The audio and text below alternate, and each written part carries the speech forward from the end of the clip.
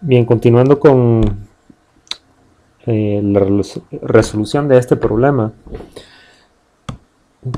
cabe mencionar un par de cosas relacionadas con la gráfica de f dividido p sub y contra delta sobre delta y. Entonces, distinguimos una región inicial 1, que es la que tenemos aquí, que representa el rango de comportamiento elástico de la estructura. La segunda región, la región 2, se conoce como flujo plástico contenido, dado que la estructura está ha fluido, algunos de sus elementos han fluido, pero otros todavía están dentro del rango elástico comportándose. Por ejemplo, en este rango de aquí, que es el rango 2 de flujo plástico contenido, la barra 2, la barra central, ya está en el rango plástico, mientras que las barras 1 y 3 están todavía en el rango elástico del comportamiento. Por eso es que hay plastificación, pero es contenida. Todavía hay capacidad ahí de tomar más carga. Y la tercera fase, que es la de flujo plástico no restringido, es la que tenemos acá, que se la hemos marcado, y por lo tanto en dicha región ya tenemos ambos tipos de elementos, tanto a los elementos 1 y 3 como a la barra 2, que desde antes, mucho antes, había entrado en fluencia. Ambos están ya en el rango plástico de su comportamiento. Para que eso suceda, tuvo que haber llegado hasta un valor F igual a 2.414 P sub y. Ahora, ¿qué pasa si descargamos la estructura? Sería una pregunta que valdría la pena hacernos. Podemos distinguir dos casos. El primero sería que la descarga comenzara antes de que las tres barras hayan fluido, es decir, que solo la barra 2 haya fluido, la barra central, y por lo tanto lo que ocurriría sería que, habiendo llegado a un valor máximo de desplazamiento, delta máximo, ¿verdad?, el que tenemos aquí, luego ese valor de delta máximo no llegó a 2 veces delta y. Entonces, por esa razón no se llegó a materializar la fluencia de las barras 1 y 3. Entonces, la pregunta es: ¿qué pasa con las barras cuando descargamos la estructura desde un cierto valor máximo de fuerza que se obtuvo, que le vamos a llamar F max, hasta descargar hasta un valor de 0 para la fuerza F? Entonces lo que va a pasar simplemente es de que ambas barras van a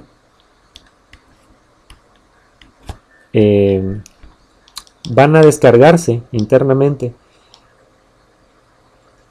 siguiendo la misma trayectoria de rigidez inicial que tenían, de rigidez elástica. Por ejemplo, la barra 2 tenía esta rigidez elástica y esta va a ser su trayectoria de descarga. La barra 1 sigue con su misma trayectoria, perdón. Aquí vamos a agarrar, es esta, ¿sí?, tanto para cargar como para descargar. Ahora, lo interesante aquí es ver que ni la barra 1 ni la barra 2 han llegado realmente a un valor de de desplazamiento de elongación, más bien de elongación igual a 0. ¿Sí? Entonces, va a existir lo que se conoce como un desplazamiento residual delta R, que es el que tenemos aquí marcado. Ese desplazamiento residual delta R, delta igual a delta R, implica un valor de fuerzas residuales en las barras 1 y 2, P1 residual y P2 residual, que les vamos a denominar P1R y P2R respectivamente. Entonces esta sería P1R y este sería P2R. Entonces en el caso de P1R sería una fuerza de tensión residual, y en el caso de P2R una fuerza de compresión residual, porque está debajo del eje de las abscisas delta sobre delta Y, donde termina este punto. Entonces, ya sabiendo esto, de manera cualitativa procedemos a calcularlo cuantitativamente. Entonces, para la barra 2, el valor máximo que alcanzó de fuerza interna fue P sub Y. ¿Sí? Aquí está, este es el valor máximo. ¿Sí? Para la barra 2. No así para las barras 1 y 3, de este valor. ¿Verdad? P sub 1 máximo sobre P sub Y es lo que tenemos graficado aquí. Entonces, P sub 2 máximo es igual a P sub Y. El cambio de la fuerza delta P cuando se ejecutó esta descarga desde F máximo hasta F igual a 0, entonces también hubo un cambio en las fuerzas internas de las barras, por supuesto. Ese cambio le llamamos delta P, que es igual a K sub 2, que es la rigidez de la barra 2. Esa rigidez de la barra 2 es AE partido L. ¿Sí? Y multiplica a el delta máximo menos delta R. ¿No? Eso viéndolo en la gráfica sería esto menos esto. Sería esto. Entonces, delta máximo menos delta R. ¿No? Entonces, así encontramos, al despejar P sub 2R, ¿verdad? Encontramos que P sub 2R es igual a esto. A P sub Y menos a E partido L por delta máximo menos delta R. De ahí nos vamos a la barra 1 y vemos que P sub 1 máximo tiene que ser necesariamente igual a la rigidez inicial K sub 1 por el valor delta máximo. Y eso lo vemos aquí claramente. ¿Sí? Este se fue el valor de desplazamiento delta máximo. Y hay una determinada rigidez K1 que es igual a E partido 2L, de hecho. Entonces, eso va a redundar en que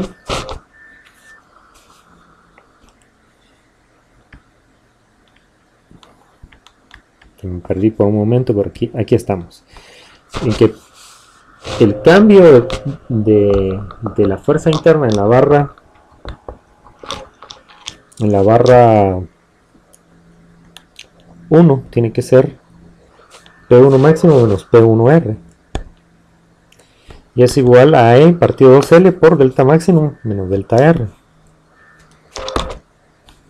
Eso significa que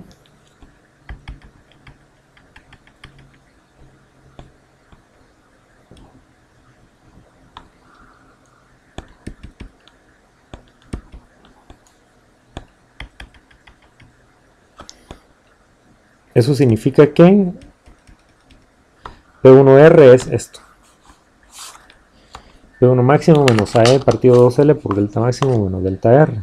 Eso sería para la barra 1. Ahora para la barra 2, ¿verdad? Ya habíamos visto este K2, que era AE partido L, y P2R es igual a PY menos AE partido L por delta máximo menos delta R. ¿Sí? Entonces solo es una cuestión de relacionar las pendientes con cuánto, la pendiente con cuánto ha cambiado el desplazamiento en el proceso de descarga. Si se define delta como delta igual a delta máximo menos delta R, aquí lo podemos meter este delta en estas ecuaciones. ¿Sí? Lo podemos meter ahí, lo podemos meter aquí, delta en donde realmente delta solo es una manera de cuantificar el desplazamiento incremental impuesto por la descarga. ¿Sí? Y delta R es el desplazamiento resultante luego de la descarga. ¿Sí? Desplazamiento residual o resultante. En este punto es posible utilizar equilibrio para encontrar las demás variables. Por ejemplo, F sigue siendo igual a esto. El equilibrio no cambia. 2 veces P1 por el coseno de 45 más P sub 2. Y como se ha descargado hasta F igual a 0, entonces tenemos que igualar esto igual a 0. Entonces, ya se hizo aquí. Y, bueno, y P sub 1 es igual a P sub 1 residual y P sub 2 es igual a P sub 2 R. O sea, P sub 2 sub R o P sub 2 residual.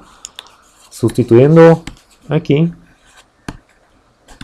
estos valores, P sub 1 por P sub 1 R y P sub 2 por P sub 2 R, y luego sustituyendo los valores que encontramos para P sub 1 R y P sub 2 R, recién habiéndolo hecho, este y este,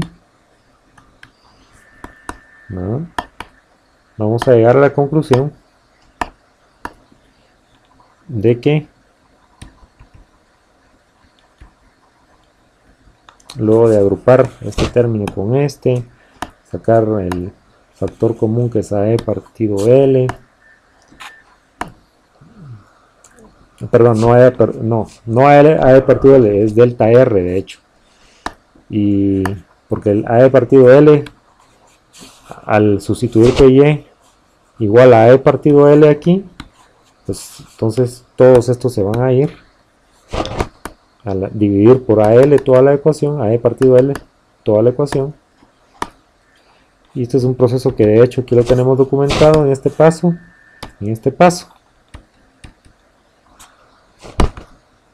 Al despejar delta R de lo que nos quedó va a ser igual delta R a delta máximo menos delta Y por 1 más el coseno de 45 grados. Dividido, 1 más el coseno de 45 grados, y eso es igual a 0.86 por delta máximo menos delta Y. Esta es la ecuación 262 en el libro de Bruno. Además, en base a la relación fuerza-desplazamiento de la estructura completa, que esa la encontramos inicialmente con una K inicial, ¿verdad? Podemos decir que delta F es igual a K por el cambio en el desplazamiento, o más bien lo que se conoce como desplazamiento incremental, delta máximo menos delta R. Entonces, este cambio delta F lo simbolizamos como del F máximo menos 0, porque hasta 0 va a llegar la fuerza. Eso fue lo que cambió. Le llamamos, entonces, despejamos F max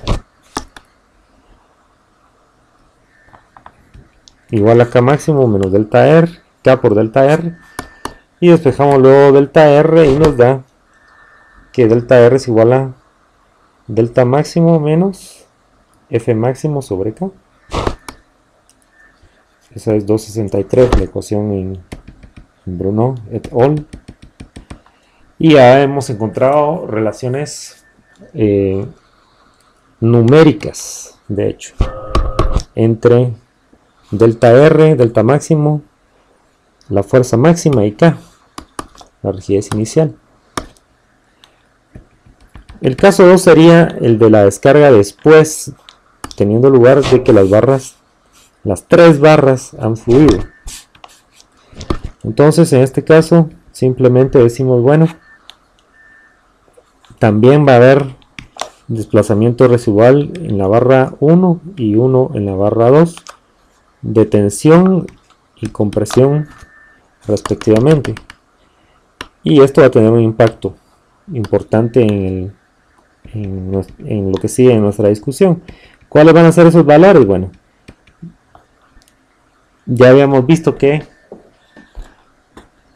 hasta cuando F llega a 2.414 veces P sub Y, comienza la etapa de comportamiento plástica sin restricción para la estructura que estamos considerando. ¿Por qué? Ambas barras 1 y 2 han fluido, perdón, 2 y 1 realmente, 1 y 2, bueno, para no confundirlos, se los repito, en ese orden, han fluido, ¿verdad? Primero la barra 2 realmente, y luego la barra 1, ¿no?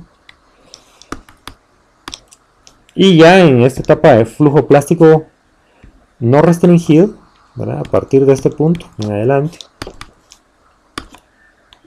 ¿qué es lo que va a ocurrir si llegamos hasta un determinado valor de delta máximo? Y luego pues comienza nuestra descarga. Entonces simplemente volvemos a utilizar las relaciones que encontramos. P sub 2R va a ser igual a P sub Y, que es el valor máximo. P sub Y.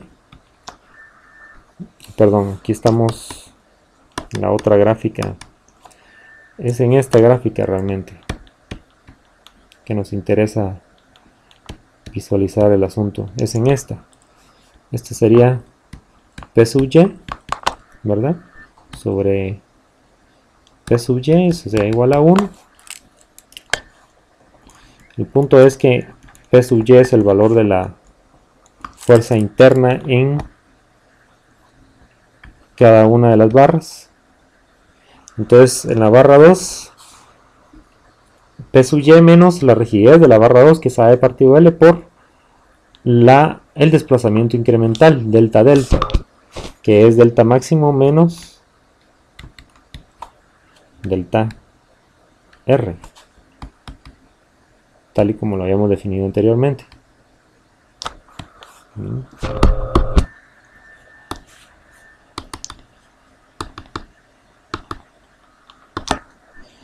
Y P sub Y menos A partido 2L es por delta delta, ¿verdad? Siempre por delta delta. Es la fuerza residual en la barra 1. ¿Sí? Entonces esos son los dos valores de las fuerzas residuales en la barra 2 y en la barra 1 respectivamente. Ahora si nos vamos a el equilibrio global, F, ¿verdad? Y lo igualamos a 0, y eso sabemos que es igual a 2 veces la fuerza interna residual en la barra 1 por el coseno de 45 grados más la fuerza interna residual en la barra 2 por sub 2R. Sustituimos estos dos valores que encontramos antes, aquí y aquí. Eso nos da la relación 264, ecuación 264 en el libro de Bruno.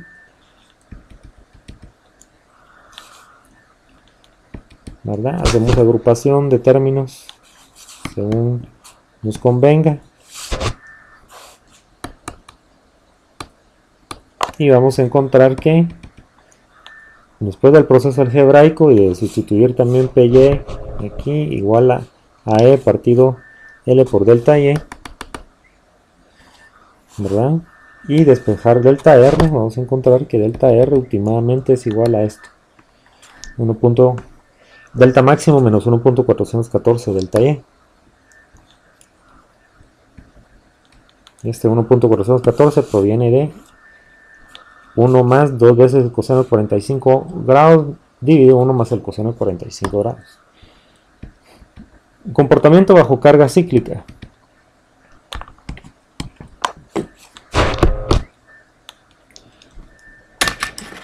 Es de nuestro interés entender el comportamiento bajo carga cíclica, dado de que es importante, fundamental a la hora de estudiar la literatura de desempeño.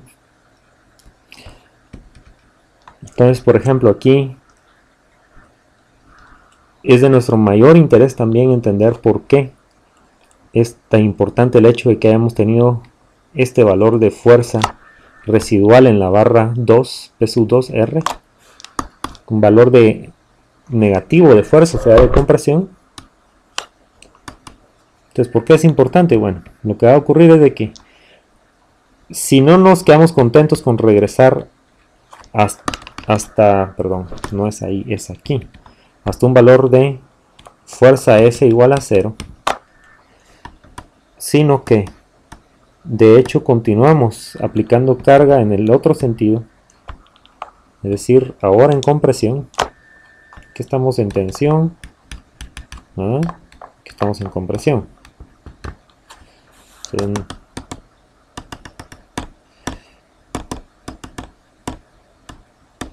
Entonces, estando aquí, habiendo llegado a F igual a 0 y luego aplicando carga en el otro sentido, ¿qué va a pasar con la relación global de fuerza contra desplazamiento? Bueno, va a haber un punto en el cual la estructura va a tener un cambio de rigidez que va a ser el análogo al que tuvo cuando por primera vez fluyó. Y eso se va a deber a que la fuerza interna en la barra 2 residual era de compresión. Entonces lo que ocurre es lo siguiente, que la barra 2 solo puede tomar este valor de fuerza interna a lo más, que es P sub Y, pero ya tenía un valor residual de compresión P sub 2R. Entonces ya solo puede tomar esto de aquí para acá, que es el reflejo de que hasta aquí llegue este comportamiento elástico, digamos, o con la pendiente elástica inicial que tenemos acá, cuando va descargando, pero y ahora cargando en compresión, porque ya esa reserva de compresión, esa reserva de poder aplicar compresión sin que se llegue a un comportamiento inelástico o de plástico contenido, que sería de aquí para acá, plástico contenido, ¿verdad? Dado que ahora vamos en este sentido hacia allá, es decir, aplicando una fuerza de compresión. Entonces, como ya habíamos aplicado esta, no es que hubiéramos aplicado, pero digamos que ya había quedado esta carga ahí, interna, de compresión en la barra 2, entonces eso genera que el cambio que hemos visto aquí en la rigidez de la estructura global vaya a tener lugar antes. ¿Sí? O más bien dicho, vaya a tener lugar a una fuerza, que aquí les estoy señalando, esta menor que la que se dio inicialmente. O sea, esta y esta comparadas, ¿verdad? Perdón, es al revés. Esta es mucho mayor que esta. Y esa realmente es una es un reflejo de la naturaleza del acero como un material que también a nivel de material tiene este tipo de comportamiento. El efecto Boeshinger que estuvimos hablando la vez pasada, pues es realmente eso, un cambio de rigidez del material, ¿verdad?, que no ocurre instantáneamente, sino que es debido a esas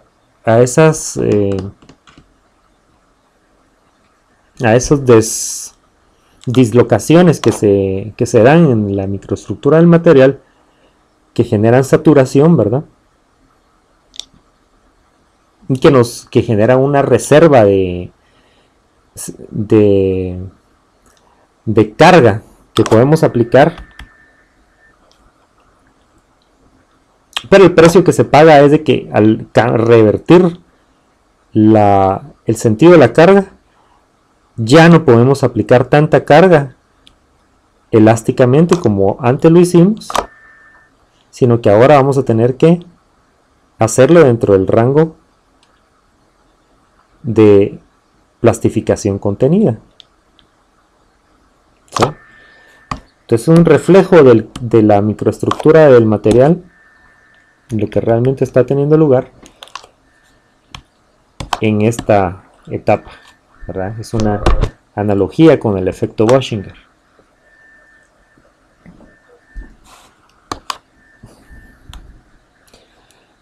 Un par de comentarios nada más. Bueno, tal vez terminando, sabemos de que así, en cuanto a la construcción de este tipo de diagramas, es importante ver que hay que trazar estas líneas, ¿verdad?, a las cuales ocurren estos desplazamientos importantes.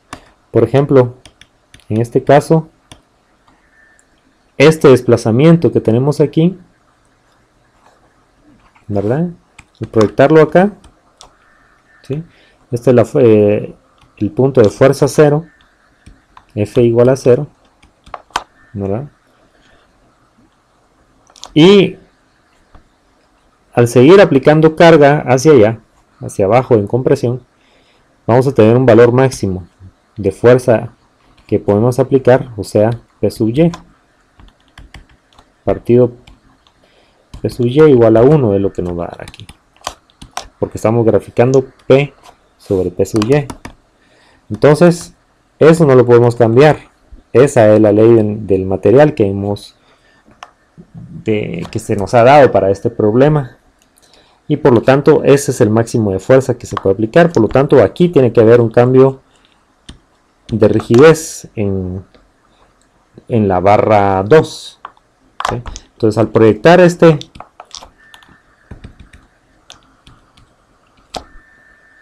línea, nos encontramos con que en este punto, en este valor de desplazamiento, tiene que haber un cambio de rigidez también en el comportamiento global de la estructura bajo carga.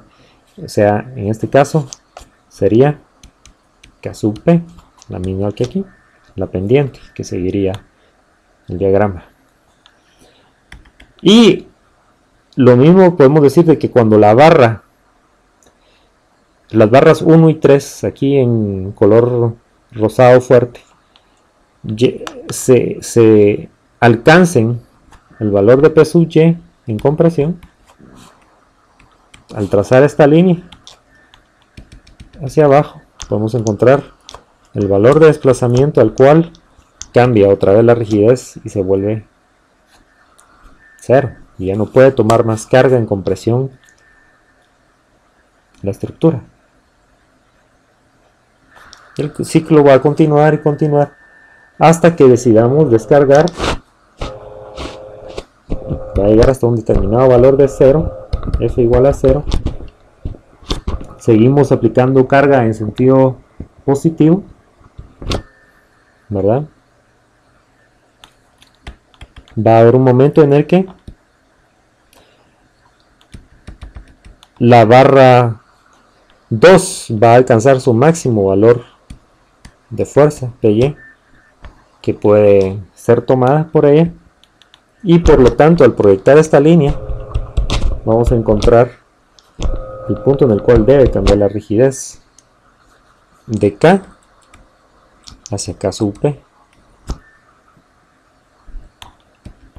Y así es como se forma este diagrama.